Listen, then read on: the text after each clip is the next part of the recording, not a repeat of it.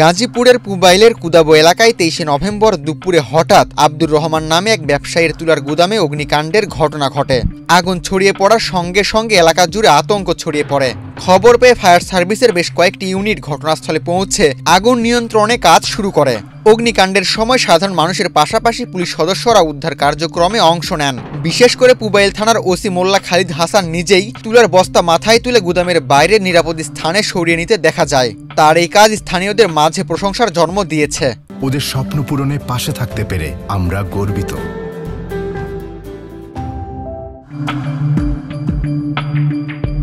অগ্নিকাণ্ডের খবর পেয়ে ঘটনাস্থলে যায় আইনশৃঙ্খলা বাহিনী। সেখানে আগুনে মালামাল পুড়লেও কেউ মালামাল সরিয়ে নিচ্ছেন না। পরে ওসি মোল্লা খালিদ হাসান নিজেই মাথায় করে মালামাল সরিয়ে নিতে শুরু করে। এরপর তার দেখা দেখি অনেকেই মালামাল সরিয়ে নিতে কাজ করে। এতে অনেক মালামাল রক্ষা করা সম্ভব হয়েছে বলে জানান ওসি। আব্দুর রহমান নামে এক ভদ্রলোকের তোলার গোডাউন, পাশাপাশি দুইটা গোডাউন ওনার নিজের। এরপরে আমি আমাদের যে মোবাইল ডিউটি ছিল সেই রফিক, তাকে ওয়ারলেস সেটে বললাম ওখানে যান। তো ওখানে উনি দ্রুত গতিতে যার পরে উনি বললেন, স্যার এখানে আপনিও একটা আসেন, আগুনের ভয়াবহতা একটু বেশি। তখন আমিও দ্রুত গতিতে গেলাম। ইতিমধ্যে আমরা সাথে সাথে আবার ফায়ার সার্ভিসকে ফোন দিলাম। এরপরে ওখানে গিয়ে গাড়ি দূরে রাখলাম, আমাদের গাড়ি দূরে রেখে দৌড়ায় ওখানে গেলাম। গিয়ে দেখলাম অনেক লোকজন। তো গিয়ে আমি প্রথমে বললাম যে এই আমি পর্যবেক্ষণ করলাম।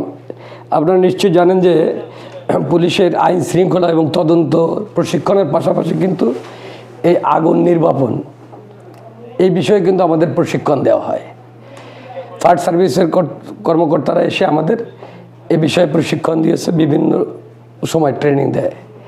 তো ওখানে যে পর্যবেক্ষণ করে দেখলাম এই আগুনটা যেভাবে ধরছে, ওখান থেকে তো ফায়ার সার্ভিস ছাড়া নেভানো সম্ভব না। কিন্তু ওই আগুনটা বাড়তে বাড়তে যদি এই গোডাউনে লাগে তাহলে এই গোডাউনটা তো পুড়ে যাবে। পরে এর সাথে লাগোয়া আরও একটা বাড়িতে বেশ কয়েকটা ঘর আছে, ওইটাও পুড়ে ছারখার হয়ে যাবে।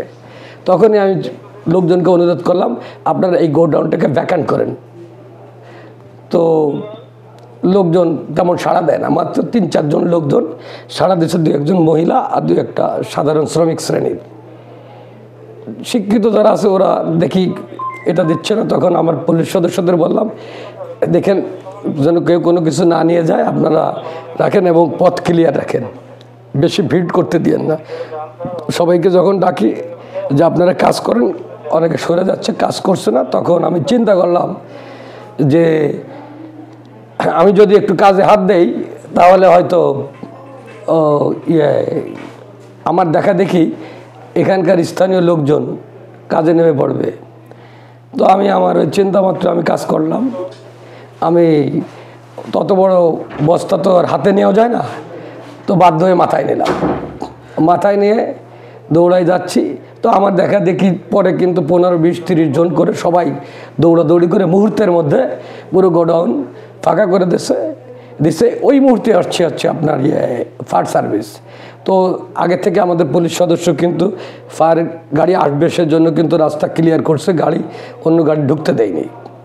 তো ওরা আসলে তারপরে ওদের সহযোগিতায় আল্লাহর রহমতে ওই একটা গোডাউনের ক্ষয়ক্ষতি হয়েছে, আর ওই গোডাউন এবং ওই পাশের বাড়িটা আল্লাহর রহমতে খুবই রক্ষা পেয়েছে। এটা অনেকটা সামাজিক দায়বদ্ধতা থেকে হয়েছে। এরকম কিছু হবে মানে এটা দায়িত্ব।